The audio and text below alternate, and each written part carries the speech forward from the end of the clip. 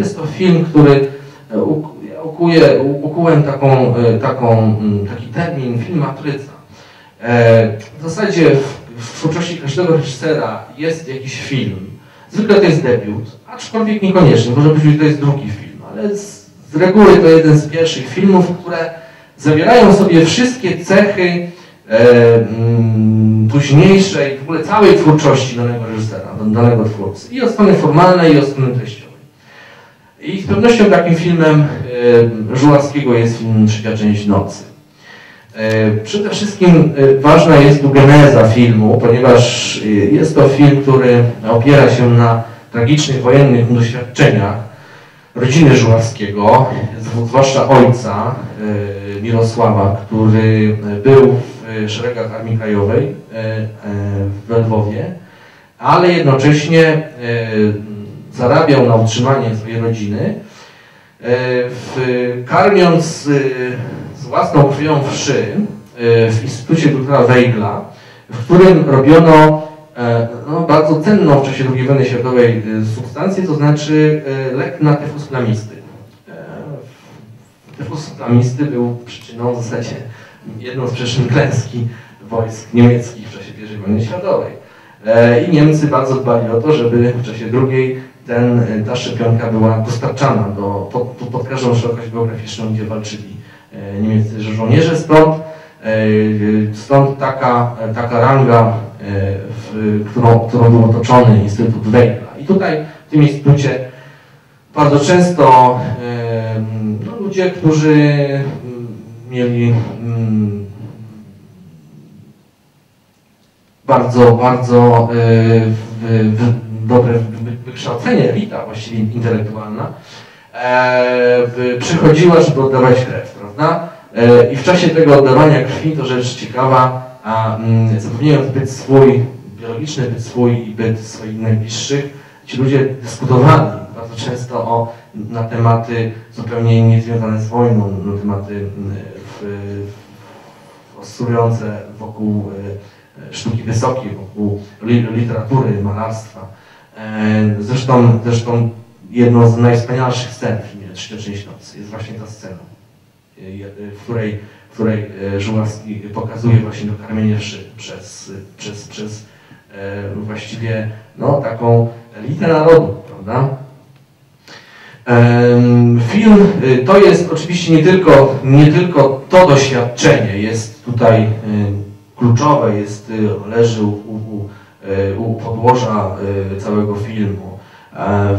Wiele epizodów, które tutaj widzimy, Żuławski zrekonstruował z własnych wspomnień, jako małego dziecka. Jest tam taka scena, w której zostaje zamordowany na oczach ludzi żydowski uciekinier.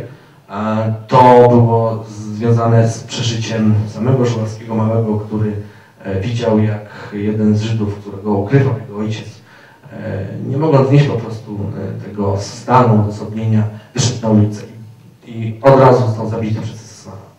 I tą scenę również Żuławski jakby odmalował, odrysował w swoim filmie. Czyli można powiedzieć, że podstawą filmu są przeżycia przede wszystkim ojca Żuławskiego, Mirosława, ale i samego Żuławskiego, którego wczesne dzieciństwo w okupowanym Lwowie można powiedzieć, że przebiegało w cieniu śmierci, bo wiadomo, że wojny nie przeżyła mała siostra Żuławskiego, która umarła z głodu po prostu. Natomiast oczywiście tutaj ważna jest cała sytuacja uniwersalna, którą buduje w swoim filmie na doświadczeniach własnego ojca swoich Żuławski. Sytuacja, która jest właściwie podstawowym tematem filmu. Sytuacja inteligentna w świecie permanentnej apokalipsy, w świecie zagłady. W świecie, w którym wszelkie prawa moralne, wszelkie prawa ludzkie zostają zawieszone. Intelektualisty, tego człowieka myślącego, jest z jednej strony zapewnić ciągłość bytu swojego biologicznego bytu swojego i swoich najbliższych. Ale z drugiej strony też dbanie o to, żeby, można powiedzieć, ta intelektualna warstwa, ten intelektualny naddatek, kultura, żeby przetrwała właśnie tą apokalipsę.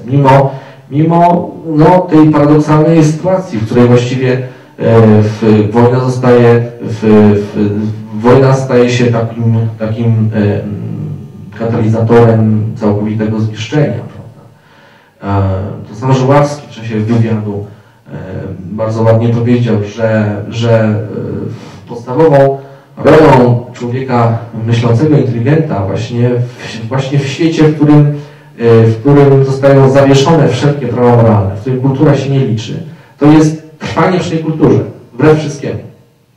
Bo, jak to Żuławski ładnie tłumaczył, dzisiaj właściwie historycy pamiętają o katastrofach, o tragediach, o wojnach, które się wydarzały, ale większość ludzi, którzy czytają przynajmniej, którzy mają znajomość kultury, czyta dzieła artystów, pisarzy, ogląda obrazy, ogląda filmy, które często były robione właśnie wbrew sytuacji zagłady, wbrew sytuacji kataklizmu, ponieważ intelektualiści, artyści, którzy tworzyli właśnie te dzieła sztuki, byli przeświadczeni, że podstawową rolą inteligenta jest ratować kulturę, prawda?